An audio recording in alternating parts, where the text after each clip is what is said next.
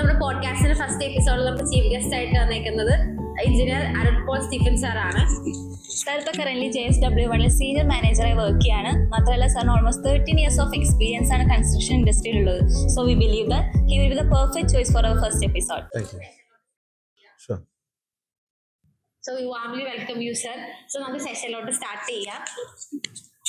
Hi sir. Morning. Good morning sir.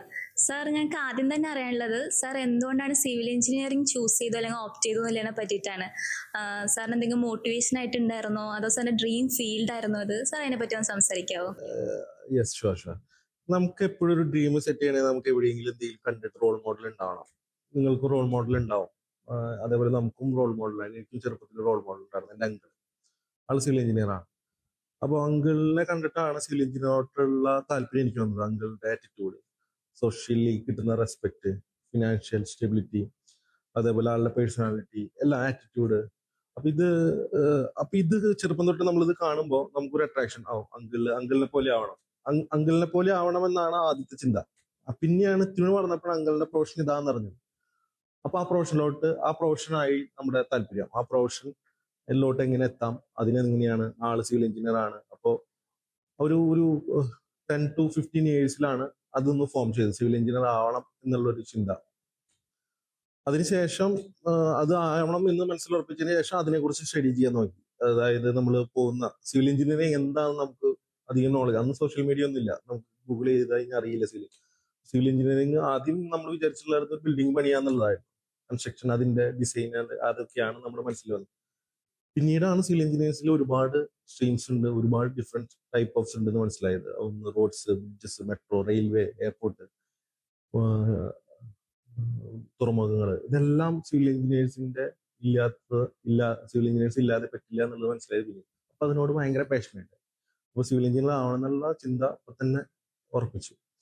അതിനുശേഷം പിന്നെ നമ്മുടെ ഇന്ത്യയുടെ GDP-യിലേക്ക് 10%ഓളം കോൺട്രിബ്യൂട്ട് ചെയ്യുന്നത് സിവിൽ എഞ്ചിനീയേഴ്സ് ആണ്, കൺസ്ട്രക്ഷൻ ഇൻഡസ്ട്രിയാണ്.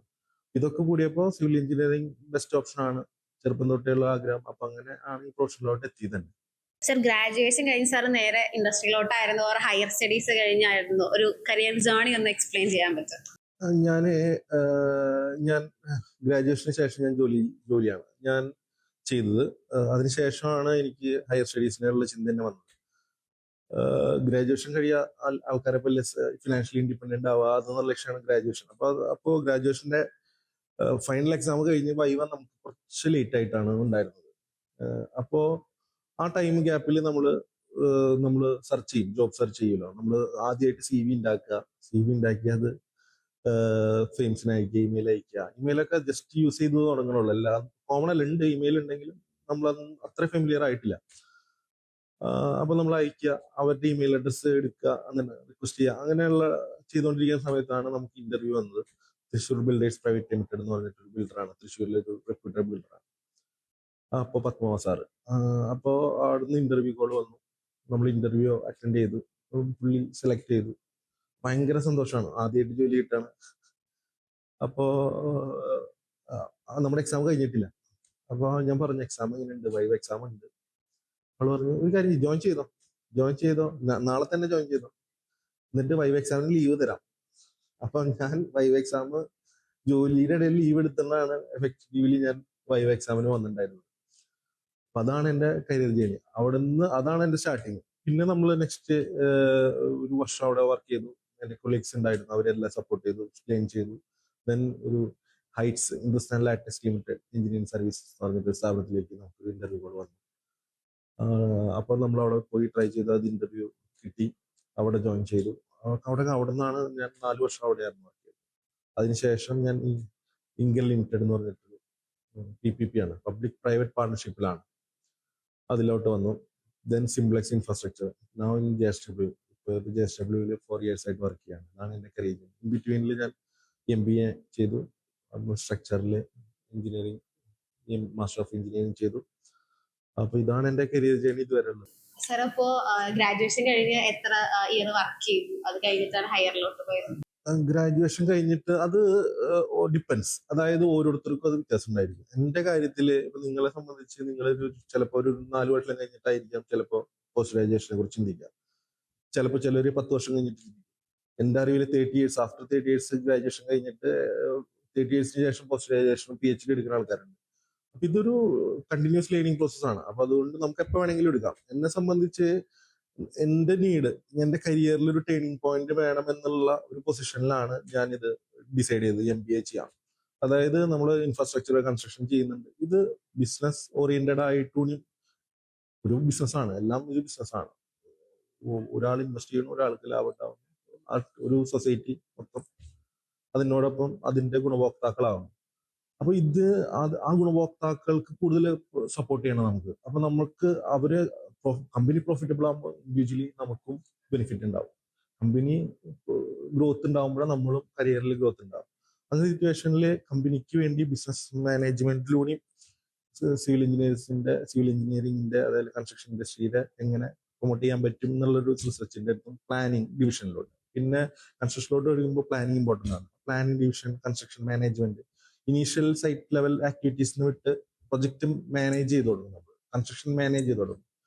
ആ ടൈമിലോട്ടാണ് ഞാൻ ഈ കൺസ്ട്രക്ഷൻ മാനേജ്മെന്റ് MBA കുറിച്ച് ആലോചിച്ചത്. അത് ചെയ്തു കഴിഞ്ഞാൽ അതിന്റെ തിയറിറ്റിക്കൽ വശങ്ങളും അതിനെക്കുറിച്ച് ഡീപ്പായിട്ട് സയന്റിഫിക് ആയിട്ടും പഠിച്ചു കഴിഞ്ഞു കഴിഞ്ഞാൽ എനിക്കത് ചെയ്യാൻ പറ്റും, കൂടുതൽ ഗ്രോത്ത്, കരിയറിൽ ഗ്രോത്ത് ഉണ്ടാവും എന്നുള്ളൊരു ചിന്തയിൽ നിന്നാണ് ഞാൻ MBA ചെയ്തത്. അപ്പോൾ എനിക്കൊരു 5 ഇയേഴ്സ് ആണ് ഇനീഷ്യൽ. അതായത് നമ്മൾ ലേണിംഗ് പീരീഡ് ഒരു 3 ഇയേഴ്സ് ആണ്. നമ്മൾ സൈക്കിൾ എക്സ്പീരിയൻസ് ഉണ്ടാക്കുന്നത് അതൊക്കെ ഒരു 3 ഇയേഴ്സിൽ നമ്മൾ ലേണിംഗ് ഒരു ബേസിക് ആയിട്ടുള്ള എല്ലാ കാര്യങ്ങളും, ബേസിക് അല്ല, ഒരു അഡ്വാൻസ് ലെവലിലുള്ള സൈറ്റ് എക്സ്പീരിയൻസ് നമുക്ക് അച്ചീവ് ചെയ്യാൻ പറ്റും. അത് കഴിഞ്ഞ് കഴിഞ്ഞാൽ നമ്മൾ മാനേജർ ലെവലിലേക്ക് കിടക്കും.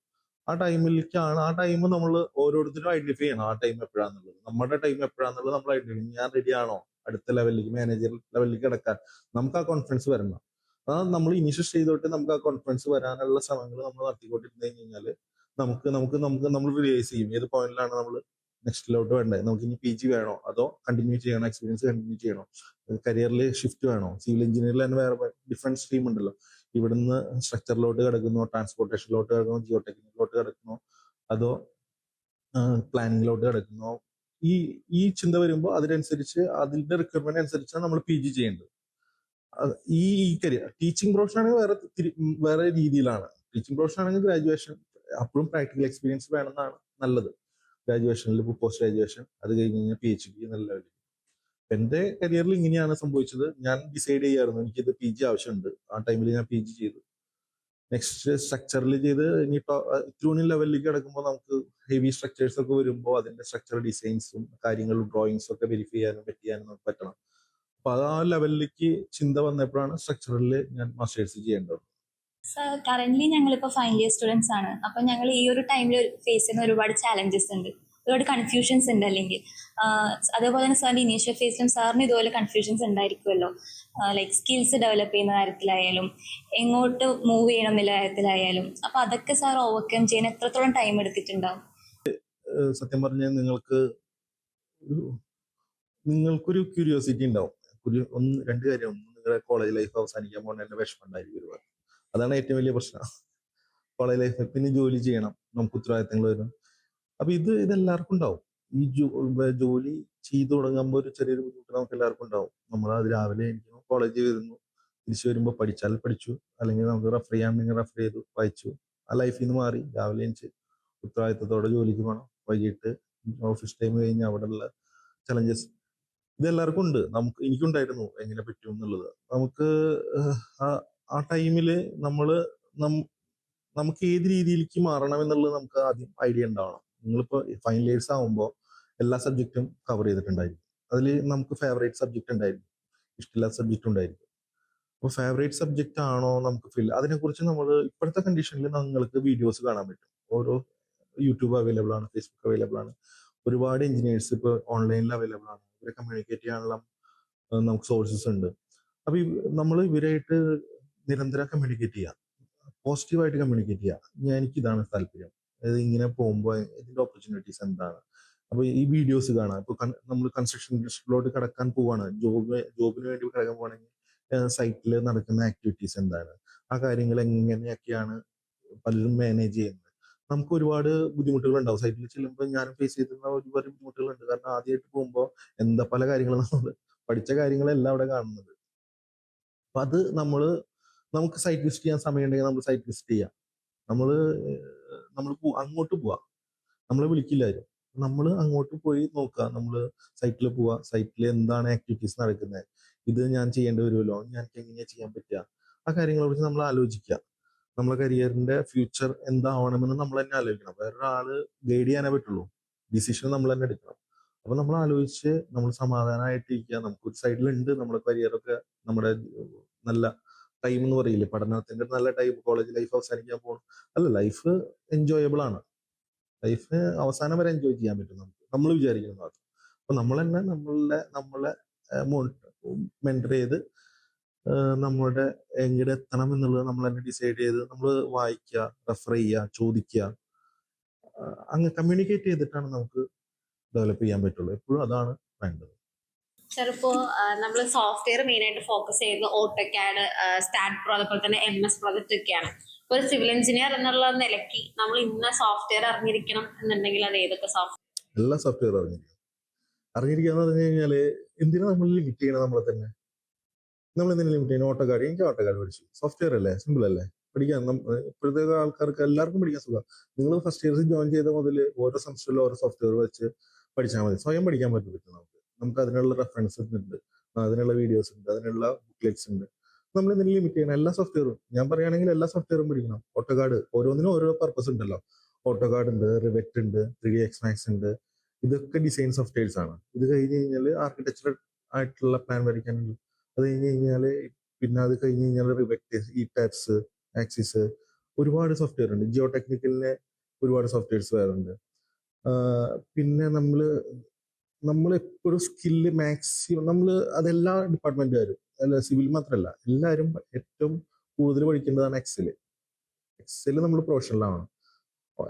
എക്സൽ നമ്മളുടെ മാക്സിമം എക്സലിന്റെ എല്ലാ കീസും എല്ലാ കാര്യങ്ങളും പഠിക്കണം. എക്സൽ ഒരു ഡിപ്പാർട്ട്മെന്റ് സോഫ്റ്റ്വെയർ അല്ല, അതായത് ഒരു സിവിൽ എഞ്ചിനീയറിന്റെ മാത്രം സോഫ്റ്റ്വെയർ അല്ല. അപ്പൊ എക്സലൊന്നും പഠിക്കണം. പിന്നെ എല്ലാ AutoCAD, rivet, STAAD, taps, STAAD pro, പിന്നെ സാപ്പ് 2000, അങ്ങനെ ഒരുപാട് സ്ട്രക്ചർ ഡിസൈൻ സോഫ്റ്റ്വെയർ ഉണ്ട്. അത് പിന്നെ ഞാൻ പറയുകയാണെങ്കിൽ കോഴ്സ്, IS കോഴ്സ് നമ്മൾ പഠിക്കണം. അതേപോലെ ബ്രിട്ടീഷ് കോഴ്സ് നമ്മൾ പഠിക്കണം. നമ്മൾ ചെറിയൊരു സ്ഥലത്ത് ഒതുങ്ങി നിൽക്കണവരല്ലല്ലോ. നമുക്ക് ഫ്രീഡം ഉണ്ട്. വേൾഡിന്റെ എവിടെ പോയിട്ടും വർക്ക് ചെയ്യാനുള്ള ഫ്രീഡം ഉണ്ട്. ഇവിടെയും വർക്ക് ചെയ്യാം. അപ്പോൾ ഇവിടെ ഉപയോഗിക്കുന്ന സോഫ്റ്റ്വെയർ ആയില്ല നാളെ തമിഴ്നാട്ടിൽ ഉപയോഗിക്കുന്ന സോഫ്റ്റ്വെയർ, ഒരു കമ്പനി ഉപയോഗിക്കുന്ന സോഫ്റ്റ്വെയർ ആവില്ല വേറെ കമ്പനി ഉപയോഗിക്കുന്ന സോഫ്റ്റ്വെയർ. അപ്പൊ ഇതിന്റെ ഒക്കെ ഈ സോഫ്റ്റ്വെയറിന്റെ ഒക്കെ ബേസിക്സ് എന്ന് പറഞ്ഞാൽ നമ്മൾ 4 വർഷം പഠിക്കുന്ന ഈ സോഫ്റ്റ്വെയർ ഒക്കെ ഉണ്ടാക്കിയതിന്റെ ഒരു ബേസിക്സ് എന്ന് പറയുന്നത് നമ്മൾ 4 കൊല്ലം പഠിച്ചുള്ള സിവിൽ എഞ്ചിനീയറിംഗ് ആണ്. അപ്പൊ ഇതിന്റെ എല്ലാത്തിനും ബേസിക്സ് സെയിം ആണ്. ഓരോന്നിനും ഓപ്പറേഷൻ ആണ് വ്യത്യാസം ഉണ്ടാവുക, ഓരോ കീസിനെ പറയുന്ന പേരാവും വ്യത്യാസം ഉണ്ടായിരിക്കുക. ഇത് എല്ലാത്തിനും സോഫ്റ്റ്വെയർ, എല്ലാ സ്ട്രീമുകളിലും എല്ലാ സബ്ജക്റ്റുകളിലും അറ്റ്ലീസ്റ്റ് ഓരോ സോഫ്റ്റ്വെയർ എങ്കിലും പഠിക്കുക. പ്ലസ് നമുക്ക് എത്ര സോഫ്റ്റ്വെയർ പഠിക്കാൻ പറ്റും? സിമ്പിളാണ് സോഫ്റ്റ്വെയർ പഠിക്കുക എന്നുള്ളത് സിമ്പിളാണ്. അതിൽ എക്സ്പീരിയൻസ് ഗെയിൻ ചെയ്യുക, എക്സ്പെർട്ട് ആവുക എന്നുള്ളത് നമ്മളെ പ്രാക്ടീസ് കൊണ്ടാണ് വരിക. പഠിക്കുക നമ്മൾ, പിന്നെ നമ്മൾക്ക് പഠിച്ചു കഴിഞ്ഞ് കഴിഞ്ഞാൽ നമുക്ക് എവിടെ പോയി കഴിഞ്ഞാലും നമുക്ക് കോൺഫിഡന്റ്, ഇവിടെ ഈ സോഫ്റ്റ്വെയർ ആണോ, ഓക്കെ ഐ നോ ദാറ്റ്, എനിക്ക് ആ സോഫ്റ്റ്വെയർ അറിയാം, ഞാൻ ഉപയോഗിക്കാം. പിന്നെ അതിൽ നിന്ന് അപ്പൊ നമ്മൾ സപ്പോർട്ട് ചെയ്യാൻ ആൾക്കാരുണ്ടാവും, സോഫ്റ്റ്വെയർ അറിയുന്ന ഒരാളുണ്ട്. അപ്പൊ ഒരു കമ്പനി ഇന്റർവ്യൂവിന് പോവാന്ന് വിചാരിച്ചു, അയ്യോ അവിടെ ആ സോഫ്റ്റ്വെയർ ഉപയോഗിക്കണം, നിങ്ങൾ ഇവിടെ ഈ കമ്പനിയിൽ ഈ സോഫ്റ്റ്വെയർ ആയിരുന്നു, അപ്പൊ അവര് ചോദിക്കും നിങ്ങൾക്ക് പറ്റും, നമുക്ക് കോൺഫിഡന്റ് ഉണ്ടാവും, നമുക്ക് ആ സോഫ്റ്റ്വെയർ അറിയാം, ഞാൻ കണ്ടിട്ടുണ്ട്, ഞാൻ ഫെമിലിയർ ആണ് ആ സോഫ്റ്റ്വെയറിന്, എനിക്ക് കീസ് അറിയാം. പിന്നെ നമ്മുടെ എക്സ്പീരിയൻസ് കൊണ്ട്, നമ്മുടെ പ്രൊജക്ട്സ് കൊണ്ട് നമുക്ക് കൂടുതൽ പെർഫോം ചെയ്യാനും എക്സ്പീരിയൻസ് ഗെയിൻ ചെയ്യാനും പറ്റും. സോഫ്റ്റ്വെയർ എല്ലാം പഠിക്കാൻ പറ്റും. നമ്മൾ ബേസിക്സ് ആയിട്ടുള്ള എല്ലാ സോഫ്റ്റ്വെയറും പഠിക്കുക. ദെൻ നമുക്ക് സമയം കിട്ടുന്നതനുസരിച്ച് നമുക്ക് പഠിച്ചുകൊണ്ടിരിക്കുന്ന സമയത്ത് സോഫ്റ്റ്വെയർ ഒക്കെ പഠിക്കാം. നമുക്ക് ഓരോ സെമസ്റ്ററിലും ഓരോ സോഫ്റ്റ്വെയർ പഠിച്ചു കഴിഞ്ഞ് കഴിഞ്ഞാൽ 8 സോഫ്റ്റ്വെയർ നമുക്ക് പഠിക്കാൻ പറ്റും. ഫൈനൽ ഇയേഴ്സിൽ ഇത്രയും റിലാക്സ് ചെയ്യുന്ന ടൈം ഉണ്ടെങ്കിൽ കൂടുതൽ സോഫ്റ്റ്വെയർ പഠിക്കുക. നമ്മൾ അസൈൻമെന്റും പ്രൊജക്ട്സ് ഒക്കെ ചൂസ് ചെയ്യുമ്പോൾ നമ്മൾ പഠിക്കാത്ത സോഫ്റ്റ്വെയറിലേക്ക് പറ്റുക, ട്രൈ ചെയ്യാം. നമുക്ക് ചെയ്യണമെന്നല്ല, ട്രൈ ചെയ്യാം. അങ്ങനെ സോഫ്റ്റ്വെയർ എല്ലാം ഇമ്പോർട്ടൻ്റ് ആണ് ഇപ്പോഴത്തെ കാലത്ത്. പണ്ട് കാലത്ത് നമ്മൾ ഹാൻഡ് സ്കെച്ച് ആയിരുന്നു. ഇപ്പോൾ നമ്മൾ സോഫ്റ്റ്വെയറിലല്ലാണ്ട് നമുക്ക് സ്പീഡാണ്, നമുക്ക് എപ്പോഴും വേണ്ടത് പെട്ടെന്ന് വേണം, ആക്യുറേറ്റ് ആവണം. ഏറ്റവും എളുപ്പം സോഫ്റ്റ്വെയർ ആണല്ലേ. സോഫ്റ്റ്വെയറിന് പരിമിതികളുണ്ട്, പല സോഫ്റ്റ്വെയറിന് പരിമിതികളുണ്ട്. ആ പരിമിതികൾ ഓവർകം ചെയ്യണം നമ്മൾ. നോളജാണ്. സാർ ഇപ്പോൾ പറഞ്ഞു ഓൾമോസ്റ്റ് എല്ലാ സോഫ്റ്റ്വെയർസും നമ്മൾ പഠിച്ചിരിക്കുന്നത് നല്ലതാണെന്ന് പറഞ്ഞു. പക്ഷേ പ്ലാനിങ്ങും സ്കെഡ്യൂളിംഗ് ഒക്കെ വരുമ്പോൾ നമ്മൾ നോർമലി കേട്ടിട്ടുള്ളത് പ്രൈമവേർ അല്ലെങ്കിൽ MS പ്രൊജക്റ്റിനെ പറ്റിയിട്ടാണ് കേട്ടിട്ടുള്ളത്. അപ്പോൾ അത് എത്രത്തോളം റിയൽ വേൾഡ് പ്രൊജക്റ്റ് ആയിട്ട് നമ്മൾ കമ്പയർ ചെയ്ത് നോക്കുമ്പോൾ എത്രത്തോളം എഫക്റ്റീവ് ആണെന്നതിനെ പറ്റി ഒന്ന് സംസാരിക്കും. ഇത് രണ്ടും എഫക്റ്റീവാണ്. രണ്ടും യൂസ് ചെയ്യുന്ന ആളെന്ന നിലയിൽ രണ്ടും എഫക്റ്റീവാണ്. ഒന്ന് ഈസിയാണ് ഉപയോഗിക്കാൻ, ചെറിയ പ്രൊജക്റ്റുകളൊക്കെയാണെന്ന് വിചാരിച്ചാൽ നമുക്ക് ഉപയോഗിക്കാൻ എളുപ്പമാണ് MS പ്രൊജക്റ്റ്. അതൊരു എക്സലിന്റെ ഒരു അപ്ഡേറ്റഡ് വേർഷൻ എന്ന് പറയാം നമുക്ക്. അത് ഈസി, പെട്ടെന്ന് പഠിക്കാൻ പറ്റും, പെട്ടെന്ന് മാനേജ് ചെയ്യാൻ പറ്റും, നമുക്ക് പെട്ടെന്ന് ഷെഡ്യൂൾ ഉണ്ടാക്കാൻ പറ്റും. പക്ഷെ അത് അതിന് ലിമിറ്റേഷൻ എന്ന് പറഞ്ഞാൽ വലിയ പ്രൊജക്റ്റുകളിലേക്ക് പോകുമ്പോൾ റിസോഴ്സ് അലൊക്കേഷനൊക്കെ ബുദ്ധിമുട്ടാണ്. പിന്നെ ഒരു സെൽഫായിട്ട് റിസോഴ്സ് അലൈൻമെന്റും അനലിറ്റിക്കലും അത് ചെയ്യില്ല. അതിന് ലിമിറ്റേഷൻസ് ഉണ്ട്. അതാണ് അതിന്റെ ഒരു ലിമിറ്റേഷൻ. പക്ഷെ ഈസിയാണ്, പഠിക്കാൻ ഈസിയാണ്. ഒരു എൻട്രി ലെവൽ വീട് അല്ലെങ്കിൽ ഒരു സ്കൂൾ അല്ലെങ്കിൽ ഒരു കോളേജ്, ഇതിനൊക്കെ നമുക്ക് MSP മതി. ഇപ്പോഴത്തെ കണ്ടീഷനിൽ MSP മതി. പ്രൈമവേറ എന്ന് പറഞ്ഞാൽ മൾട്ടി ലെവൽ പ്രൊജക്ട്സ്, അതായത് വലിയ ഒരു for example marine projects, metro, അങ്ങനെ ലാർജ് സ്കെയിൽ പ്രൊജക്ടുകൾക്ക് എപ്പോഴും പ്രൈമവേറയാണ്. അവിടെ നമുക്ക് ഒരുപാട് റിസോഴ്സസ് ഉണ്ട്. ലിമിറ്റഡ് റിസോഴ്സസ് ആണെങ്കിൽ നമുക്ക് MSPയിലോട്ട് പോകാം. ഒരുപാട് റിസോഴ്സസ് ഉള്ളതിലോട്ട് നമുക്ക് റിസോഴ്സ് അലോക്കേഷനും റിസോഴ്സ് പ്ലാനിങ്ങും റിസോഴ്സ് ഉദ്ദേശം എന്താണെന്ന് മനസ്സിലായ റിസോഴ്സ് ഒരു പ്രൊജക്ടിന്റെ റിസോഴ്സ് എന്ന് പറയുന്നതാണ് നമ്മളെന്ന് പറഞ്ഞാൽ സിവിൽ എഞ്ചിനീയേഴ്സ് ഒരു റിസോഴ്സാണ്, ലേബേഴ്സ് ഒരു റിസോഴ്സാണ്, എക്യുപ്മെന്റ്സ് മെഷീനറീസ് ഒരു റിസോഴ്സാണ്, ലേബേഴ്സ് ഞാൻ ഓൾറെഡി പറഞ്ഞു, മെഷീനറീസ്, മണി, മെറ്റീരിയൽസ്, മണി റിസോഴ്സാണ്. അപ്പൊ ഇതൊക്കെ പ്രോപ്പറായിട്ട് അലൈൻ ചെയ്യാൻ പറ്റുന്ന സോഫ്റ്റ്വെയർ ആണ് ലാർജ് സ്കെയിൽ പ്രൊജക്ടുകൾക്ക് അലൈൻ ചെയ്യാൻ പറ്റുന്ന പ്രൈമവേറ. അപ്പൊ ഈ പ്രൈമവേറ വലിയ പ്രൊജക്ടുകൾക്ക് പ്രൈമവേറയും ചെറിയ പ്രൊജക്ടുകൾക്ക് ഈസി യൂസ് ആയതുകൊണ്ട് പെട്ടെന്ന് യൂസ് ചെയ്യാൻ പറ്റുന്നതും അധികം അനലിറ്റിക്കൽ സ്കിൽ വേണ്ടാത്ത പ്രൊജക്ടുകൾക്കും നമുക്ക് MSP ഉപയോഗിക്കാം. അപ്പൊ ഇത് രണ്ടും അറിഞ്ഞിരിക്കാം, രണ്ടും പഠിക്കാം. MSP ഈസി ആയിട്ട് പഠിക്കാം. പ്രൈമവേറ നമുക്ക് പ്രൊജക്ട് ചെയ്തുകൊണ്ട് നമുക്ക് പഠിക്കാൻ പറ്റും. നമുക്കതൊരു ഓരോ സാമ്പിൾ പ്രൊജക്ട് എടുത്ത് പഠിക്കുകയാണെങ്കിൽ നമുക്കത് പഠിച്ച് പോവാം. പഠിക്കാൻ ബുദ്ധിമുട്ടുണ്ട് തന്നെയുള്ളൂ. പഠിക്കാന്ന് പറഞ്ഞാൽ ഒരുപാട് കീസും ഒരുപാട് ഇതുണ്ട്. പക്ഷെ വർക്ക് ചെയ്ത് തുടങ്ങിയാൽ ഭയങ്കര ഇഷ്ടമുള്ള സോഫ്റ്റ്വെയർ ആയിരിക്കും പ്രൈമവേറയും MSP. സാർ ഇപ്പോൾ കറന്റ്ലി സിവിൽ എഞ്ചിനീയറിംഗ് പെർസ്യൂ ചെയ്യുന്നവർ അല്ലെങ്കിൽ ഫൈനൽ ഇയർ സ്റ്റുഡൻസ് ആണെങ്കിലും ഉള്ളൊരു വലിയ കൺഫ്യൂഷൻ എന്ന് വെച്ചാൽ ഗ്രാജുവേഷൻ കഴിഞ്ഞ് 1 or 2 ഇയേഴ്സിൽ എന്ത് ഫോക്കസ് ചെയ്യണം എന്നുള്ളതാണ്. ചിലവർ പ്രാക്ടിക്കൽ എക്സ്പീരിയൻസ് വളരെ ഇമ്പോർട്ടൻ്റ് ആണെന്ന് വെച്ചിട്ട് ഡയറക്റ്റ് ഇൻഡസ്ട്രിയിലോട്ട് ഇറങ്ങുന്നവരുണ്ട്, ചിലവർ ഹയർ സ്റ്റഡീസിന് പോകുന്നവരുണ്ട്. അപ്പോൾ സാറിൻ്റെ അഭിപ്രായത്തിൽ ഏതായിരിക്കും ഏറ്റവും ബെസ്റ്റ് അല്ലെങ്കിൽ ബെറ്റർ എന്ന് പറയുന്നത്? എൻ്റെ അഭിപ്രായത്തിൽ നമ്മൾ ഫീൽഡിലോട്ട് ഇറങ്ങാം. ഗ്രൗണ്ടിലാണ് നമുക്ക് നമ്മുടെ നോളജിനെ എത്രയും പെട്ടെന്ന് ബൂസ്റ്റ് ചെയ്യാൻ പറ്റുന്നത് ഗ്രൗണ്ടാണ്. നമുക്ക് സൈറ്റിലെ കാര്യങ്ങളും കോളേജിൽ പഠിച്ച കാര്യങ്ങളും തമ്മിൽ ഡിഫറൻസ് ഉണ്ട്. നമ്മളിത് ഇപ്പൊ രണ്ട് രീതിയിലാണ് പോകുന്നത്. ഒന്ന് ഇൻഡസ്ട്രി, ഒന്ന് ഫാക്കൽറ്റി. അക്കാദമിക് ലെവലിലേക്ക് പോവാം. സിവിൽ എഞ്ചിനീയറിംഗ് കഴിഞ്ഞാൽ ഫീൽഡ് ലെവലിലേക്ക് പോകാം. അക്കാദമിക് ലെവലിൽ പോകുമ്പോൾ ഫീൽഡ് എക്സ്പീരിയൻസിന് ഇമ്പോർട്ടൻ്റ് ഉണ്ട്, ഇല്ല എന്ന് പറയുന്നില്ല. പക്ഷെ ഫീൽഡിലേക്ക് അതായത് എക്സിക്യൂഷൻ ലെവലിലേക്ക് പോകുന്ന അത്രയും ഇമ്പോർട്ടൻസ് ഇല്ല അക്കാദമിക്കില്. അത് അവിടെയാണ് നമ്മൾ ഡിസൈഡ് ചെയ്യുന്നത്. നമ്മൾ 1 വർഷം അല്ലെങ്കിൽ 2 വർഷം 3 വർഷം കഴിഞ്ഞിട്ട് അക്കാദമിക് ലെവലിലേക്ക് PG ചെയ്ത് കുറച്ച് ചെയ്ത് പോവുകയാണെങ്കിൽ അതാണ് ബെറ്റർ. അപ്പൊ നമുക്ക് പഠിപ്പിക്കുന്ന ടീച്ചേഴ്സിനും കോൺഫിഡൻസ് ഉണ്ടാവും. സിവിൽ എഞ്ചിനീയറിംഗ് പഠിപ്പിക്കുമ്പോൾ ഞാൻ കണ്ടുള്ളതാണ് ഞാൻ പഠിപ്പിക്കുന്നത്, ഞാൻ ചെയ്തിട്ടുള്ളതാണ് ഞാൻ പഠിപ്പിക്കുന്നത് എന്നുള്ള അക്കാദമിക് ലെവലിലേക്ക് പോകുമ്പോൾ അവർക്കൊക്കെ അത് ബെനിഫിറ്റിലാണ്. അതേപോലെ കുട്ടികൾക്കും കൂടുതൽ പ്രൊഡക്റ്റീവായിട്ട് മനസ്സിലാക്കി കൊടുക്കാൻ അവർക്ക് പറ്റും. ഇനി സെയിം ഫീൽഡിലോട്ട് പോകുമ്പോൾ നമ്മൾ ഫീൽഡിൽ ഇറങ്ങിക്കഴിഞ്ഞാലാണ് നമ്മുടെ കരിയർ ഗ്രോത്ത് ഉണ്ടാവുള്ളൂ. അല്ലെങ്കിൽ നമുക്കൊരു പരിധി വരെ, അല്ലെങ്കിൽ നമ്മൾ അത്രയും സ്ട്രഗിൾ ചെയ്ത് നമ്മൾ ഇമാജിൻ ചെയ്തൊക്കെ ബുദ്ധിമുട്ട്. അതിന്റെ ആവശ്യമൊന്നുമില്ല. നമ്മൾ ഫീൽഡിൽ പോകുന്നു, പഠിക്കുന്നു, അത് കഴിഞ്ഞ് കഴിഞ്ഞാൽ ദെൻ നമ്മൾ ഡിസൈഡ് ചെയ്യുന്നു എനിക്ക് ഏത് ഫീൽഡിലേക്കാണ് താല്പര്യം. ഞാനിപ്പോൾ ഒരു 3 വർഷം ഫീൽഡിൽ പോയി, പല പ്രൊജക്റ്റുകൾ ചെയ്തു, റോഡ് ചെയ്തു, പോർട്ട് ചെയ്തു. നമുക്ക് എക്സ്പോഷർ ചിലപ്പോൾ ബിൽഡിങ്സ് മാത്രമേ കിട്ടില്ല. അപ്പൊ നമ്മൾ കമ്മ്യൂണിക്കേറ്റ് ചെയ്യും. നമ്മളുടെ ഈ സിവിൽ എഞ്ചിനീയറിംഗ് പ്രൊഫഷനിലേക്ക് ഇറങ്ങുമ്പോൾ നമ്മൾ ഒരുപാട് സിവിൽ എഞ്ചിനീയേഴ്സിനെ കാണും, അവരായിട്ട് കമ്മ്യൂണിക്കേറ്റ് ചെയ്യും. അപ്പൊ ഓരോരുത്തർക്ക് ഇഷ്ടങ്ങൾ അവർ പറയും, നമ്മൾ സിവിൽ എഞ്ചിനീയറിംഗ് സബ്ജക്റ്റ് കമ്മ്യൂണിക്കേറ്റ് ചെയ്യും. അപ്പൊ നമുക്ക് മനസ്സിലാവും എനിക്ക് പറ്റണത്, എനിക്ക് ഇഷ്ടമുള്ളത്, എനിക്ക് കഴിവുള്ളത്, എനിക്ക് പഠിക്കാൻ പറ്റുന്നത്, എനിക്ക് ഇഷ്ടമുള്ളത് ഈ സ്ട്രീമാണ്, ഈ സ്പെഷ്യലൈസേഷനാണ്. അപ്പോൾ ഞാൻ നേരത്തെ പറഞ്ഞ പോലെ തന്നെ ആ സ്പെഷ്യലൈസേഷനിലേക്ക് നമ്മൾ ചൂസ് ചെയ്ത് അതിന്റെ PG ആണോ MBA ആണോ അല്ലെങ്കിൽ MTech ആണോ PhD ആണോ അത് നമുക്ക് ചൂസ് ചെയ്ത് പോകാൻ പറ്റും. അല്ലാതെ ഫീൽഡിൽ പിന്നെ നമ്മൾ അക്കാദമിക്ക് പോകുമ്പോൾ കൺഫ്യൂഷനാണ്. നമുക്ക് ഈ PG പഠിക്കാൻ ഈസി ആയിരിക്കും എപ്പോ നമുക്ക് എക്സ്പീരിയൻസ് ഉണ്ടെങ്കിൽ. ഡിസൈൻ, സ്ട്രക്ചർ ഡിസൈൻ, അല്ലെങ്കിൽ ജിയോ ടെക്നിക്കൽ, അല്ലെങ്കിൽ ട്രാൻസ്പോർട്ടേഷൻ പ്ലാനിങ്, കൺസ്ട്രക്ഷൻ മാനേജ്മെന്റ്, ഇതൊക്കെ ഈ മാസ്റ്റേഴ്സ് ചെയ്യുമ്പോൾ പ്രാക്ടിക്കൽ അതിന് നമ്മൾ കണ്ടുപരിചയമുള്ള ഒരു സാധനം ആണ് നമ്മൾ പഠിക്കണമെങ്കിൽ നമുക്ക് എളുപ്പമല്ലേ, നമുക്ക് എപ്പോഴും ഈസി ആവും. അപ്പൊ അതിന്റെ ബെനിഫിറ്റ് എപ്പോഴും അക്കാദമിക്കിന്റെ ഉണ്ടാവും. അപ്പൊ ഫീൽഡിൽ പോയിട്ട് പോകണമെന്നാണ് ഏറ്റവും ബെറ്റർ. പിന്നെ അത് പറ്റില്ല, സമയമില്ല, എനിക്കത് പോരാ എന്നൊക്കെ ഓരോരുത്തരുടെ പേഴ്സണൽ. എപ്പോഴും ഞാൻ എല്ലാവരോടും പറയതാണ്, ഫീൽഡിൽ പോവാ, ഗ്രൗണ്ടിൽ കളിക്കുക. നമ്മള് വീഡിയോ ഗെയിം കളിക്കുന്ന എളുപ്പമാണ്. അപ്പൊ അതിന് ഗ്രൗണ്ടിൽ കളിച്ചു കഴിഞ്ഞാൽ നമുക്ക് നല്ല എക്സ്പീരിയൻസ് ആയിരിക്കും. ഗ്രൗണ്ടിൽ ഇറങ്ങുക, ഗ്രൗണ്ടിൽ പ്രാക്ടീസ് ചെയ്യുക, അവിടെ നിന്ന് നമ്മുടെ കരിയർ പെട്ടെന്നായിരിക്കും ഗ്രോത്ത്. അതായത് ഞാൻ മുമ്പ് പറഞ്ഞില്ല, നമുക്ക് ഇമാജിൻ ചെയ്യാൻ പറ്റും നമ്മളിപ്പോ ഇന്ന് എവിടെയാണ് ഞാനുള്ളത്. 5 കൊല്ലം കഴിഞ്ഞ് നമ്മൾ ഇമാജിൻ ചെയ്യുന്ന സ്ഥലത്തിന് കൂടുതൽ അപ്പുറത്തേക്ക് നമുക്ക് എത്താൻ പറ്റും. നമ്മൾ ട്രൈ ചെയ്ത് കഴിഞ്ഞാൽ നമ്മളത് അതിനനുസരിച്ച് മോൾഡ് ചെയ്ത് നമ്മളെ മോൾഡ് ചെയ്ത് കഴിഞ്ഞാൽ നമുക്ക് ഇവിടെ എത്താൻ പറ്റും. നമ്മൾ ഇമാജിൻ ചെയ്യുന്നതിനപ്പുറം നമുക്ക് അച്ചീവ് ചെയ്യാൻ പറ്റും സിവിൽ എഞ്ചിനീയറിംഗ്. സർ അതേപോലെ തന്നെ ഇപ്പോൾ ഇഷ്ടപ്പെട്ടൊരു സ്ട്രീമാണ് നമുക്ക് ഇത്, അതായത് ബിടെക് കഴിഞ്ഞിട്ട് നമുക്ക് ഇഷ്ടപ്പെട്ടൊരു സ്ട്രീമിലോട്ട് മാറാൻ ആഗ്രഹം ഉണ്ടാവും. ബട്ട് സ്റ്റിൽ അവിടെ ജോബ് ഓപ്പർച്യൂണിറ്റീസ് കമ്പാരിറ്റീവ്ലി കുറവായിരിക്കും.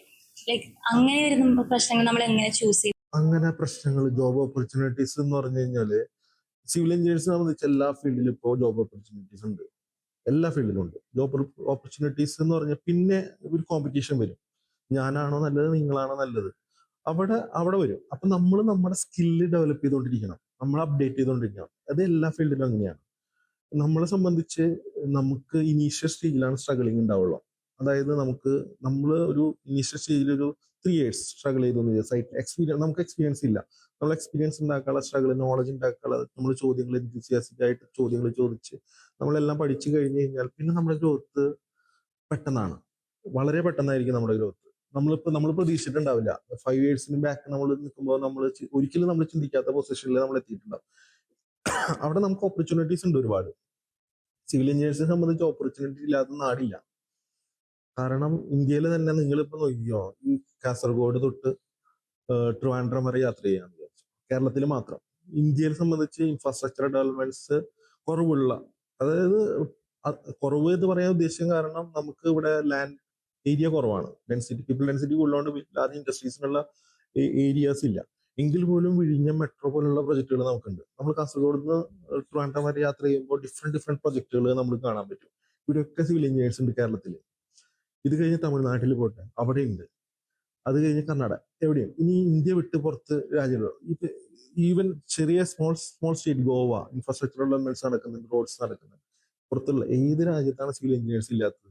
ഈ സിവിൽ എഞ്ചിനീയേഴ്സ്, കൺസ്ട്രക്ഷൻ ഇൻഡസ്ട്രി എവിടെ ഉണ്ടോ അവിടെ നമ്മുടെ സ്ട്രീമുകളിൽ എല്ലാത്തിൻ്റെയും ഓപ്പർച്യൂണിറ്റീസ് ഉണ്ടാവും. ഒരു ബിൽഡിംഗ് പണിയാ, ഒരു വീട് എന്നുള്ളൊരു കൺസെപ്റ്റ് മാറിക്കോ. വീടല്ല ഒരു സിവിൽ എഞ്ചിനീയേഴ്സ്, വീടും ആണ്, പക്ഷെ വീട് മാത്രമല്ല. അവിടെ നമ്മൾ starting Jio technical soil investigation ചെയ്യും. അത് കഴിഞ്ഞ് ഓട്ടോകാഡ് ഡ്രാഫ്റ്റിംഗ് അവിടെ വരും, ഡിസൈൻ വരും, സ്ട്രക്ചറൽ വരും, വാട്ടർ റിസോഴ്സ് മാനേജ്മെന്റ് വരും, ഡ്രെയിനേജിന് വേണ്ടി സ്റ്റോം വാട്ടർ ഡ്രെയിനേജുകൾ, ഗ്രീൻ ബിൽഡിങ്സ്. ഇത് വാസ്റ്റ് ആയിട്ടുള്ള സബ്ജക്ട്, നമ്മൾ പഠിക്കുന്ന എല്ലാ സബ്ജക്റ്റിന്റെ ഓപ്പർച്യൂണിറ്റീസ് നമുക്ക് ഇവിടെ ഉണ്ട്. അപ്പൊ അത് നമ്മുടെ ഇഷ്ടം അനുസരിച്ച്, നമുക്ക് ഒരു ഇഷ്ടമില്ലാത്ത സബ്ജക്ട്, ഇപ്പൊ ഒരാൾക്ക് ജിയോ ടെക്നിക്കലാണ് ഇഷ്ടം, പക്ഷെ വേറെ സബ്ജക്ട് എടുത്ത് ട്രാൻസ്പോർട്ടേഷൻ എടുത്തു, അപ്പൊ നമുക്കതൊരു ഇഷ്ടമായിട്ട് ആവില്ല. നമ്മുടെ ഇഷ്ടം ഏതാണോ ഉള്ളത് അത് ചൂസ് ചെയ്യുക. അത് ചൂസ് ചെയ്തിട്ട് അതിൽ നമ്മൾ എക്സ്പെർട്ട് ആവുക. അതിൽ എക്സ്പെർട്ട് ആയി കഴിഞ്ഞാൽ നമുക്ക് വേറെ ഓപ്പർച്യൂണിറ്റിയുടെ പ്രശ്നമില്ല. ഒരു ഓപ്പർച്യൂണിറ്റി വന്നാൽ അത് നമുക്ക് തന്നെ കിട്ടുക. കാരണം നമ്മൾ ചലഞ്ച് ചെയ്യാനോ നമ്മുടെ നോളജ് ലെവൽ അത്രയും ഉണ്ടായിരിക്കും അതിൽ. നമ്മൾ ഇഷ്ടപ്പെട്ട് പഠിക്കുകയാണെങ്കിൽ, ആ സബ്ജക്ട് ഇഷ്ടപ്പെട്ട് പഠിക്കുകയാണെങ്കിൽ, ഒരു ഇഷ്ടപ്പെടാതിരിക്കാൻ വേറെ കാരണമൊന്നുമില്ല.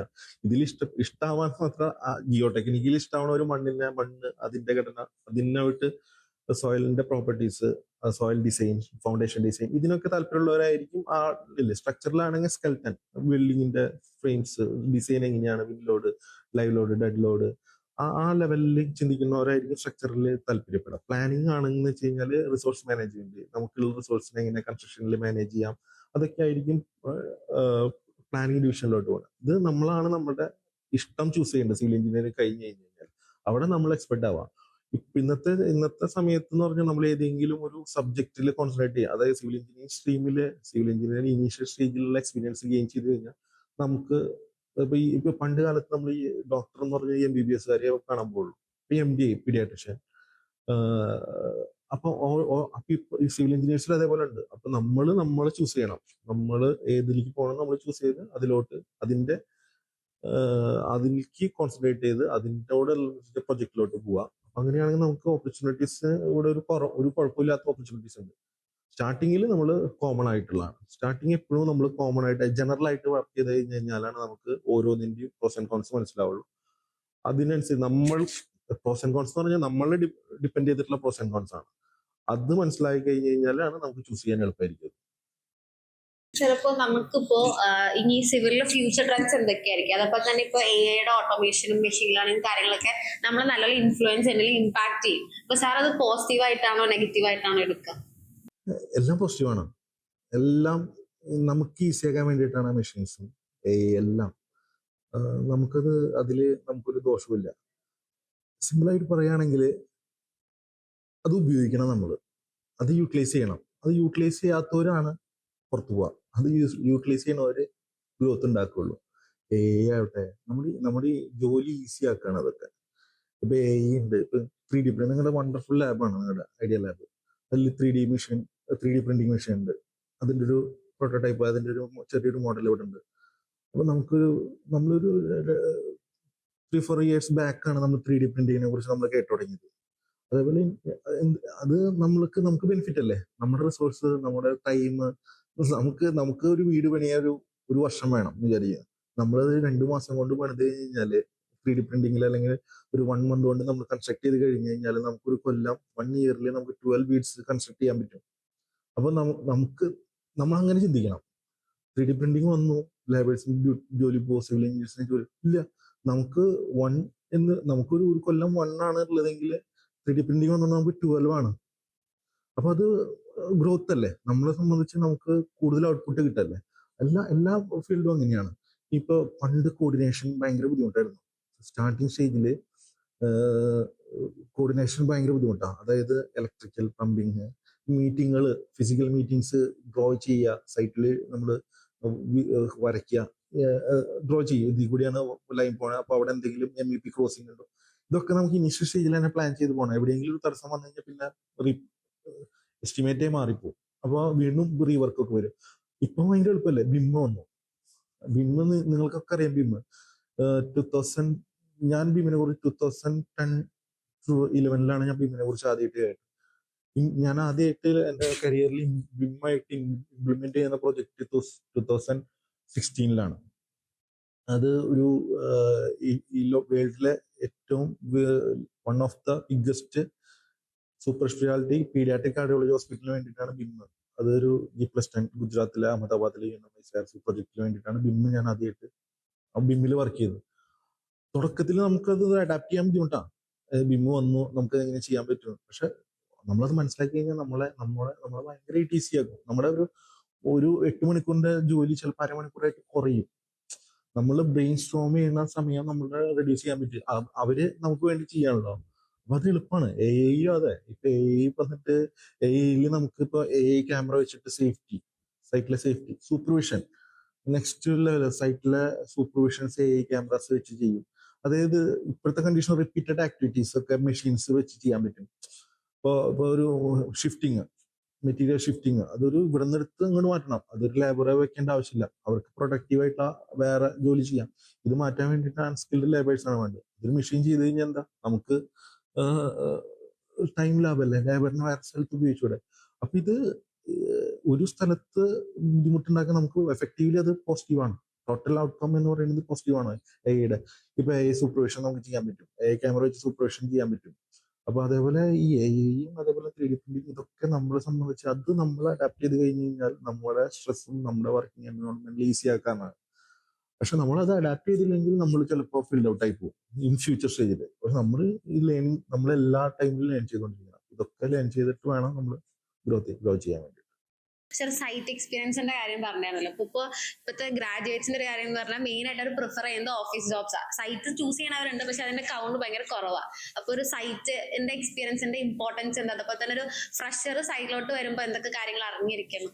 സൈറ്റ് എക്സ്പീരിയൻസ് മെയിൻ ഇമ്പോർട്ടൻ്റ് ആണ്. കഞ്ഞിയിൽ ഉപ്പ് വേണം എന്ന് പറയുന്ന പോലെയാണ് സിവിൽ എഞ്ചിനീയേഴ്സിന്റെ സൈറ്റ് എക്സ്പീരിയൻസ്. സിവിൽ എന്ന് പറഞ്ഞാൽ ഓഫീസ് ജോബ് സെക്കൻഡറി ആണ്, പിന്നീടാണ് വരുന്നത്. ഓഫീസ് ഡ്യൂട്ടീസ് റെസ്പോൺസിബിലിറ്റീസ് ഉണ്ടെങ്കിലും സൈറ്റ് കഴിഞ്ഞിട്ടാണ് ഓഫീസ് ഡ്യൂട്ടീസ് ആൻഡ് റെസ്പോൺസിബിലിറ്റീസ് വരുന്നത്. ഇപ്പൊ ചോദ്യത്തിന്റെ ആദ്യത്തെ പാട്ട് പറഞ്ഞ പോലെ നമ്മൾ സൈറ്റിൽ പോയി കഴിഞ്ഞു കഴിഞ്ഞാലാണ് നമ്മളൊരു ക്വാണ്ടിറ്റി സർവേ ആണെന്ന് വിചാരിച്ചു. നമ്മൾ ഓഫീസിലിരിക്കുകയാണ്. ക്വാണ്ടിറ്റി സർവേയർ എപ്പോഴും ഓഫീസിൽ ഇരുന്നിട്ടാണ് വർക്ക് ചെയ്യുക. ഓക്കെ, ക്വാണ്ടിറ്റി സർവേയർക്ക് ബീമും കോളം എന്താണെന്ന് അറിയണം, റീൻഫോഴ്സ്മെന്റ് ഡെവലപ്മെന്റ് ലെങ്ത് എന്താണെന്ന് അറിയണം, എങ്ങനെ ലാപ്പ് ചെയ്യുന്ന അറിയണം, എവിടെയൊക്കെ ലാപ്പ് വരും എന്നറിയണം, എവിടെയൊക്കെ കൺസ്ട്രക്ഷൻ ജോയിന്റ്സ് വരാൻ ചാൻസ് ഉണ്ടെന്ന് അറിയണം. ഡ്രോയിങ്സിലുണ്ടാവും, ഒക്കെ ഡ്രോയിങ്സിലും ഉണ്ടാവും. പക്ഷെ സൈറ്റിൽ ചില ചലഞ്ചസ് വരും, ചില പ്രാക്ടിക്കൽ ഡിഫിക്കൽട്ടീസ് വരും. ഇതൊക്കെ മനസ്സിലാവണമെങ്കിൽ സൈറ്റിലുള്ള ഒരു എക്സ്പീരിയൻസ് ഉള്ള ഒരാൾക്ക് ഇമാജിൻ ചെയ്യാൻ പറ്റുള്ളൂ. നമുക്ക് ഈ ഒരു കാര്യം ഇമാജിൻ ചെയ്യണമല്ലോ. ക്വാണ്ടിറ്റി സർവേ യാന്ത്രികമായിട്ട് എടുക്കാനാണെങ്കിൽ ഇതിന്റെ ആവശ്യമൊന്നുമില്ല. നന്നായി എടുക്കണമെങ്കിൽ എടുക്കാം. ക്വാണ്ടിറ്റി സർവേ എന്ന് പറഞ്ഞു കഴിഞ്ഞാൽ ഓട്ടോകാർഡിന്റെ മെഷർമെന്റ് എടുക്കുന്നു, കോളം ചെയ്യുന്നു, എല്ലാത്തിന്റെയും സമ്മപ്പ് ചെയ്യുന്നു, അതാണ് ക്വാണ്ടിറ്റി സർവേ. പക്ഷെ ഇത് നമുക്ക് കൂടുതൽ പ്രൊഡക്റ്റീവായിട്ട് ചെയ്യാൻ പറ്റും. അതായത് നമ്മൾ മോസ്റ്റ് ആക്യുറേറ്റ് 99.99% ആക്യുറേറ്റ് ചെയ്യണമെങ്കിൽ നമുക്ക് എക്സ്പീരിയൻസിന് അത് ഒരുപാട് സപ്പോർട്ട് ചെയ്യും. നമ്മുടെ ടൈം ഒരുപാട് കൺസ്യൂം കുറവെടുക്കുള്ളൂ. നമുക്ക് ക്വാണ്ടിറ്റി സർവേ ചെയ്യാൻ നമുക്ക് എക്സ്പീരിയൻസ് ഉണ്ട്. നമ്മൾ ഇമാജിൻ ചെയ്യും, നമ്മൾ ക്വാണ്ടിറ്റി സർവേ ചെയ്ത് പോകുമ്പോൾ ഇമാജിൻ ചെയ്യും. ഇനി സ്ട്രക്ചർ ഡിസൈനിലോട്ട് കിടക്കുമ്പോഴും സ്ട്രക്ചർ ഡിസൈനിലേക്ക് സൈറ്റ് എക്സ്പീരിയൻസ് വേണം. ഉണ്ടെങ്കിൽ മാത്രമാണ് പ്രോപ്പറായിട്ട് അവർ ചെയ്യുന്ന ഡിസൈൻ സൈറ്റിൽ എക്സിക്യൂട്ട് ചെയ്യാൻ പറ്റുമെന്നുള്ള നോളജ് അവർക്ക് വേണം. അപ്പൊ അവർ ഡിസൈൻ ചെയ്തു, സ്ട്രക്ചർ ഡിസൈൻ ചെയ്തു, സൈറ്റിലുള്ള പ്രോജക്ട് മാനേജർക്ക് അത് എക്സിക്യൂട്ട് ചെയ്യാൻ പറ്റാത്തൊരു സിറ്റുവേഷനാണ് അവിടെ വന്നത്. പല പ്രശ്നങ്ങൾ വരും. എക്സ്കവേറ്റ് ചെയ്യുമ്പോൾ ചില പ്രശ്നങ്ങൾ വരും. പ്രോഗ്രസ് ചെയ്യുമ്പോൾ ചില റിസോഴ്സ് മാനേജ്മെന്റിലും കോർഡിനേഷൻ ഇഷ്യൂസ് വരുമ്പോൾ അത് എക്സിക്യൂട്ട് ചെയ്യാൻ പറ്റാത്ത ചില സിറ്റുവേഷൻസ് വരും. അപ്പൊ അത് തുടക്കം തൊട്ടേ ഇവര് മനസ്സിലാക്കുകയാണ്. എക്സ്പീരിയൻസ് ആയിട്ടുള്ള ഒരു സ്ട്രക്ചർ ഡിസൈനർക്ക് ഇതൊക്കെ മനസ്സിലാവും. ആളുടെ ഡിസൈൻ കണ്ടു കഴിഞ്ഞാൽ തന്നെ വ്യത്യാസങ്ങൾ ഉണ്ടായിരിക്കും. ഒരു എക്സ്പീരിയൻസ് ഇല്ലാത്ത സ്ട്രക്ചർ ഡിസൈനറും ഇതെല്ലാ ഫീൽഡിലും എല്ലാ സ്ട്രീമിലും അങ്ങനെയാണ്. സിവിൽ എഞ്ചിനീയേഴ്സിന്റെ ബ്രാഞ്ചസിലെല്ലാം അങ്ങനെയാണ്. അത് സൈറ്റ് എക്സ്പീരിയൻസ് ഉണ്ടെങ്കിൽ അവരൊരു സ്റ്റെപ്പ് മുകളിലായിരിക്കും എല്ലാ പ്രൊഫഷനും. ഇത് വേണം. പിന്നെ നമ്മൾ സൈറ്റ് ഓഫീസ് ഡ്യൂട്ടി മാത്രമല്ല, നമുക്ക് എപ്പോഴും ഓഫീസ് ഡ്യൂട്ടി എന്ന് പറയാൻ പറ്റില്ലല്ലോ. നമ്മൾ എക്സ്പീരിയൻസ് ഉണ്ടാക്കിയതിന് ശേഷമാണ്. സൈറ്റ് അത്ര ബുദ്ധിമുട്ടുള്ള അല്ല, ഭയങ്കര എളുപ്പമാണ്, ഭയങ്കര ഫ്രീ ആണ്. നിങ്ങൾ രാവിലെ വരുന്നു, ഓഫീസിൽ വരുന്നു, ഡ്യൂട്ടി ചെയ്യുന്നു, അല്ലെങ്കിൽ ഒരു ലഞ്ച് ബ്രേക്ക് ഭക്ഷണം കഴിക്കുന്നു, അപ്പോഴത്തേക്ക് സൈറ്റിൽ നമുക്ക് ഫ്രീഡം ഉണ്ട്. സൈറ്റിൽ വർക്ക് നടക്കുന്നിടത്തേക്ക് പോകുന്നു, അവിടെ ഇരിക്കാം, നമ്മുടെ സേഫ്റ്റി നോക്കിയിട്ട് അവിടേക്ക് മാറാം. നമുക്ക് ഒരു റൂമിന്റെ ഉള്ളിലല്ല ഇരിക്കണേ, എയർ ഉണ്ട്, വെയിലുണ്ട്. വെയിലും കൊള്ളേണ്ടി വരും. നമ്മൾ കുറച്ചൊക്കെ വെയിൽ നമ്മൾ ചെറുപ്പത്തിൽ കളിക്കാറില്ലേ, വെയിൽ കൊള്ളാറില്ലേ?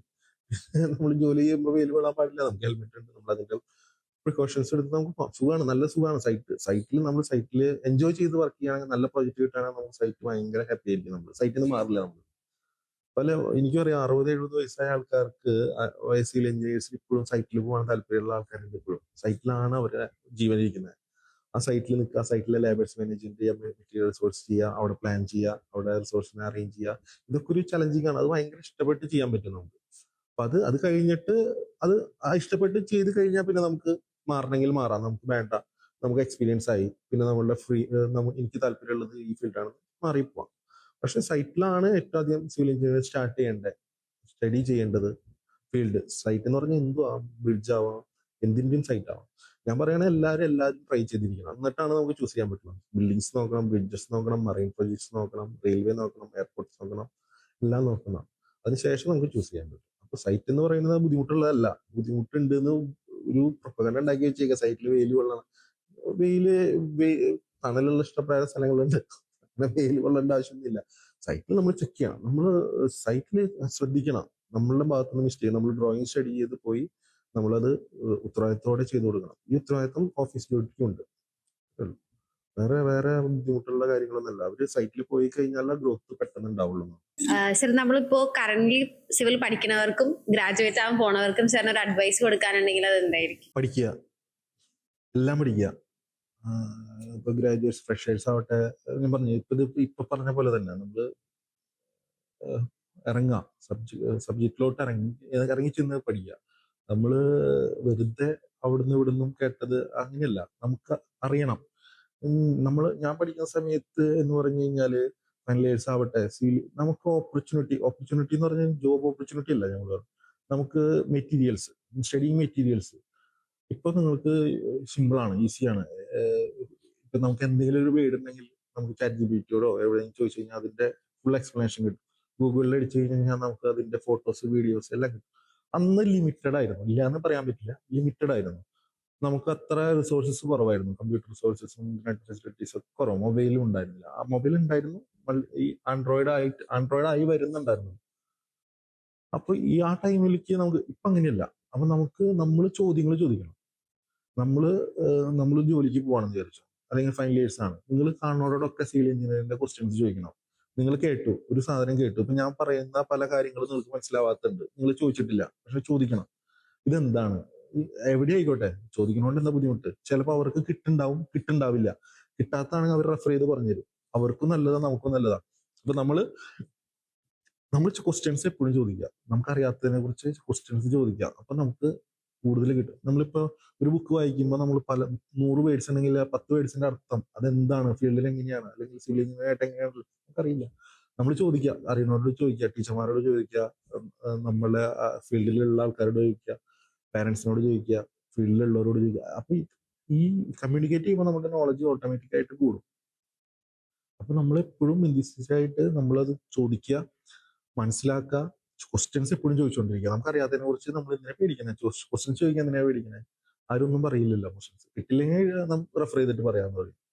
അപ്പൊ അത് ചോദിക്കുക, നമ്മൾ മനസ്സിലാക്കുക. നമുക്ക് കോംപ്ലക്സിന്റെ ആവശ്യമില്ല. എനിക്കറിയില്ലല്ലോ, എല്ലാവർക്കും എല്ലാം അറിയില്ല, എനിക്കും അറിയാത്തുണ്ട്, പലർക്കും അറിയാത്തുണ്ട്. അപ്പോ എല്ലാവർക്കും എല്ലാം അറിയണമെന്നില്ല. അറിയാത്തുണ്ടെങ്കിൽ ചോദിക്കാം. ആ ചോദിക്കുന്നത് നമുക്ക് ബെനിഫിറ്റ് ഉണ്ടാവുള്ളൂ. എപ്പോഴും ചോദിച്ചുകൊണ്ടിരിക്കുക, ചോദ്യങ്ങൾ ചോദിക്കുക. ഫൈനൽ ഇയേഴ്സ് ആകുമ്പോൾ പ്രത്യേകിച്ച് കൂടുതൽ ചോദ്യങ്ങൾ ചോദിക്കുക. നിങ്ങൾ ഫീൽഡിലോട്ട് പോകണവരാണ്, ജോലിയിലോട്ട് പോകണം, എത്ര ക്വസ്റ്റ്യൻസ് ചോദിക്കാൻ പറ്റുമോ അതിൽ ഉത്തരങ്ങൾ നമുക്ക് കിട്ടും.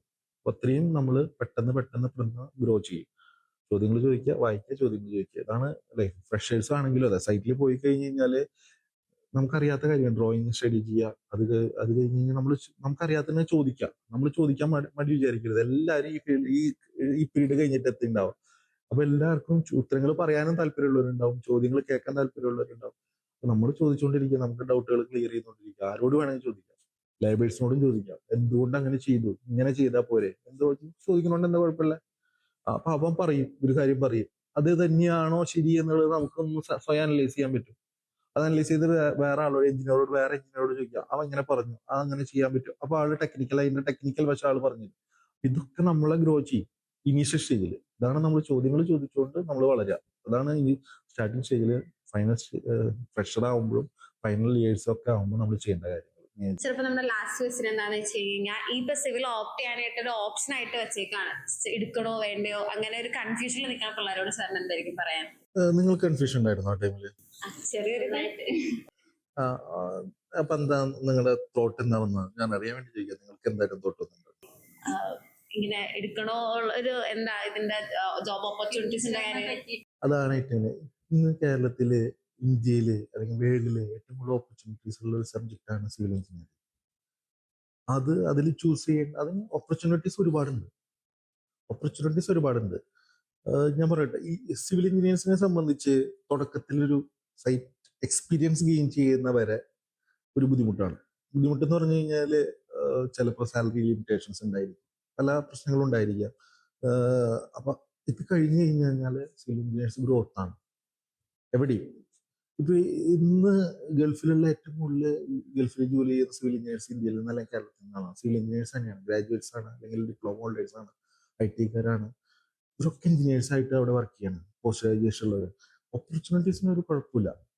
പിന്നെയുള്ളത് നമ്മുടെ മെന്റാലിറ്റിയാണ്. നമുക്ക് അത് പഠിച്ച് കഴിഞ്ഞ് നമ്മൾ ജോലിയിലേക്ക് ഇറങ്ങിക്കഴിഞ്ഞാൽ നമുക്ക് ഗ്രോത്ത് ഉണ്ടാവും എന്നുള്ളത് ഒരു സംശയമില്ലാത്ത കാര്യം. അത്രയധികം ഓപ്പർച്യൂണിറ്റീസ് ഉണ്ട്. നമ്മളിപ്പോ ഇന്ന് പേപ്പർ എടുത്ത് നോക്കി കഴിഞ്ഞാൽ, വേക്കൻസീസ് നോക്കി കഴിഞ്ഞ് കഴിഞ്ഞാൽ നമുക്ക് സിവിൽ എഞ്ചിനീയറിംഗിന്റെ വേക്കൻസി ഇല്ലാത്തൊരു ദിവസം പോലും ഉണ്ടാവില്ല. ഒരു ഡേ പോലും നമുക്ക് കൊച്ചു കേരളത്തില് സിവിൽ എഞ്ചിനീയേഴ്സിന്റെ വേക്കൻസി ഇല്ലാത്തൊരു ദിവസം പോലും ഉണ്ടാവില്ല. അപ്പൊ അങ്ങനെയാണെങ്കിൽ ഈ വേൾഡിൽ എന്തോരം ഓപ്പർച്യൂണിറ്റീസ് ഉണ്ടാവും. ഓപ്പർച്യൂണിറ്റീസിനെ ഭയപ്പെട്ടുകൊണ്ട് നമ്മൾ സിവിൽ എഞ്ചിനീയർ എടുക്കാണ്ടിരിക്കേണ്ട, നമുക്ക് ഓപ്പറേറ്റ്. ബാക്കി എല്ലാത്തിനും ഒരു ലിമിറ്റേഷൻസ് ഉണ്ടാവും. പല ഫീൽഡ് ബേസിക് എഞ്ചിനീയറിംഗ്, ഇപ്പൊ മെക്കാനിക്കൽ, ഇലക്ട്രിക്കൽ, സിവിൽ, ഈ 3 ഫീൽഡിലും ബേസിക് എഞ്ചിനീയറിംഗ് ആയിട്ട് നമ്മൾ കരുതുന്ന സബ്ജക്റ്റുകളാണ് ബേസിക് എഞ്ചിനീയറിംഗ്. ഇവരാണ് എഞ്ചിനീയറിംഗ് സ്റ്റാർട്ട് ചെയ്തത്. എഞ്ചിനീയറിംഗിന്റെ സ്റ്റാർട്ടിംഗ് എന്ന് പറയുന്നത് ഈ 3 എഞ്ചിനീയറിംഗ് ഡിവിഷനാണ്. ബാക്കിയുള്ളതൊക്കെ വന്നു കൂടിയതാണ്. എല്ലാവരും അപ്ഡേറ്റ് ആയിട്ട് ഇപ്പൊ AI ആയിട്ട് വന്നു. അപ്പൊ ഇതിനൊക്കെ അപ്ഡേഷൻ വരും. സിവിൽ എഞ്ചിനീയറിംഗ് എന്ന് പറഞ്ഞാൽ അപ്ഡേഷന്റെ ലേണിംഗ് ഉണ്ട്. നമ്മൾ ബേസിക് എഞ്ചിനീയറിംഗ് ആയതുകൊണ്ട് എല്ലാ കാലത്തും എല്ലാ ടൈമിലും ഓപ്പർച്യൂണിറ്റീസ് ഉണ്ടാവും. പിന്നെ പഠിക്കാൻ എളുപ്പമാണ്, നമുക്ക് ഇഷ്ടപ്പെട്ട് പഠിക്കാൻ ഭയങ്കര എളുപ്പമാണ്. ഭയങ്കര നമ്മൾ ലിവിങ് എക്സാമ്പിളിൽ നിന്നാണ് നമ്മൾ സിവിൽ എഞ്ചിനീയേഴ്സ് ഉണ്ടായിട്ടുള്ളത്. സിവിൽ സബ്ജക്ട് ഉണ്ടായതിൽ നമ്മൾ ലേമൻ ലെവലിൽ നിന്നാണ് ഇതൊക്കെ ഉണ്ടായിട്ടുള്ളത്. ഈ എഞ്ചിനീയറിംഗ് ഡിവിഷനും ബിൽഡിങ്ങും കൺസ്ട്രക്ഷനും ഒക്കെ ഉണ്ടായിട്ടുള്ളത്. അത് നമ്മൾ കണ്ടിട്ടാണ് പഠിക്കാൻ പറ്റുന്ന സബ്ജക്റ്റുകളിൽ ഒന്നാണ് സിവിൽ എഞ്ചിനീയറിംഗ്. അതിന്ന് അപ്ഡേറ്റ് ചെയ്ത് വന്നിട്ടുണ്ട്. നമ്മൾ സോഫ്റ്റ്വെയർസ് ഡെവലപ്പ് ചെയ്തിട്ടുണ്ട്, പല കാര്യങ്ങളും ഡെവലപ്പ് ചെയ്തിട്ട് മെഷീനറീസ് ഡെവലപ്പ് ചെയ്തിട്ടുണ്ട്. അപ്പോൾ ഓപ്പർച്യൂണിറ്റീസ് യാതൊരു പേടിക്കാനുണ്ട, ധൈര്യമായിട്ട് ജോയിൻ ചെയ്യുക. നിങ്ങൾക്ക് ഗൈഡ് ചെയ്യാൻ, നിങ്ങൾക്ക് റെഫറൻസിന് ഒരുപാട് ആൾക്കാരുണ്ടാവും. കേരളത്തിൽ തന്നെ ഒരുപാട് സിവിൽ എഞ്ചിനീയേഴ്സ് ഉണ്ടായിരിക്കും. സിവിൽ എഞ്ചിനീയേഴ്സിന് കുറവില്ല, ഓപ്പർച്യൂണിറ്റിക്കും കുറവില്ല. എത്ര സിവിൽ അതിന് കൂടുതൽ ഓപ്പർച്യൂണിറ്റീസ് ഉണ്ട്. പിന്നെ നമ്മൾ അവിടെ കോമ്പറ്റീറ്റ് ചെയ്ത് നമ്മുടെ ഗ്രോത്ത് നമ്മൾ തന്നെ ചൂസ് ചെയ്ത്, അത് എല്ലാ ഫീൽഡിലുള്ള പോലെ നമ്മൾ ചൂസ് ചെയ്ത്, നമ്മൾ 10 ഇയേഴ്സ് ആഫ്റ്റർ 10 ഇയേഴ്സ് നമ്മൾ എവിടെ ലെവലിൽ എത്തണം നമ്മൾ തീരുമാനിച്ച് അതിനനുസരിച്ച് പ്രൊസീഡ് ചെയ്ത് പോവാം. സിവിൽ എഞ്ചിനീയറിംഗ് ജോയിൻ ചെയ്യാൻ യാതൊരു സംശയം വേണ്ട, ധൈര്യമായിട്ട് ജോയിൻ ചെയ്യാൻ പറ്റണം. ഇന്ന് കേരളത്തിൽ ഫോർ എക്സാമ്പിൾ ഇപ്പൊ ഇന്ന് ഒരുപാട് പേരൻസ് പറയുന്നത് PSC ആണ്. കേരള PSCയിൽ ഏറ്റവും കൂടുതൽ വേക്കൻസി വരുന്ന പ്രൊഫഷണൽ ഡിഗ്രി സിവിൽ എഞ്ചിനീയറിംഗ് ആണ്. അത് കഴിഞ്ഞിട്ട് ഇലക്ട്രിക്കൽ, മെക്കാനിക്കൽ വരുന്നത്. ഗസ്റ്റഡ് റാങ്കിലാണ് ഫസ്റ്റ് പോസ്റ്റിംഗ് വരുന്നത് ഗ്രാജുവേഷൻ കഴിഞ്ഞ് കഴിഞ്ഞാൽ. അതിലേക്ക് പോകേണ്ടവർക്കും അതിലേക്ക് ഓപ്പർച്യൂണിറ്റീസിന് യാതൊരുവിധ കുഴപ്പമില്ല. നമ്മൾ ചൂസ് ചെയ്യാൻ എന്താ പ്രശ്നം? നമുക്ക് സിവിൽ എഞ്ചിനീയറിംഗ് ചൂസ് ചെയ്യാൻ എവിടെയും നമുക്ക് ഗ്രോത്ത് ഉണ്ടാവും. സിവിൽ അതിനെക്കുറിച്ചൊരു ഡൗട്ടേ വേണ്ട. അങ്ങനെ സിവിൽ വേണോ വേണ്ടതെന്ന് ചോദിക്കണം. സിവിൽ പഠിച്ചു കഴിഞ്ഞാൽ നമുക്ക് എക്സ്പോഷർ, അതേപോലെ ഓപ്പർച്യൂണിറ്റീസ് ഉണ്ട്, ധാരാളം ഉണ്ട്, കൂടെ ഉള്ളൂ. കാരണം ഹൈ ഡെവലപ്മെന്റ്സ് വന്നുകൊണ്ടിരിക്കുകയാണ്, ഇൻഫ്രാസ്ട്രക്ചർ ഡെവലപ്മെന്റ്സ് വന്നുകൊണ്ടിരിക്കുകയാണ്. പുതിയ റോഡ്സ് വന്നുകൊണ്ടിരിക്കുന്നു, ബ്രിഡ്ജസ് വന്നു, മെട്രോ വരുന്നു, പോർട്സ് വരുന്നു, എയർപോർട്ട്സ് വരുന്നു. എല്ലാം ഇത് പുതിയ ഇൻഫ്രാസ്ട്രക്ചർ, പുതിയ ഇൻവെൻഷൻസ് വരുന്നു, പുതിയ ഡെവലപ്മെന്റ്സ് വരുന്നു. ഇത് ഓപ്പർച്യൂണിറ്റീസിന് ഒരിക്കലും ഒരു കുറവ് വരില്ല, സിവിൽ കൂടെ ഉള്ളൂ. അതുകൊണ്ട് സിവിൽ ഓപ്പർച്യൂണിറ്റീസ് വെച്ചിട്ട് നമ്മൾ ജസ്റ്റ് ചെയ്ത് കഴിഞ്ഞാൽ പോവുക തന്നെയാണ്. സിവിൽ എടുക്കാനാണ് പറയുള്ളൂ, ഒരു കൺഫ്യൂഷൻ്റെ ആവശ്യമില്ല. നമ്മുടെ പോഡ്കാസ്റ്റിന്റെ ഫസ്റ്റ് എപ്പിസോഡ് നമ്മളിവിടെ വൈൻഡപ്പ് ചെയ്യാണ്. സാറിന്റെ ബിസി ഷെഡ്യൂളിന്റെ ഇടയിലും സാർ ഇവിടെ വന്ന് ഞങ്ങളോട് ടൈം സ്പെൻഡ് ചെയ്തു, സാറിന്റെ ഇൻസൈറ്റ്സ് ഷെയർ ചെയ്തു. So thanks so much sir. Thanks so much sir.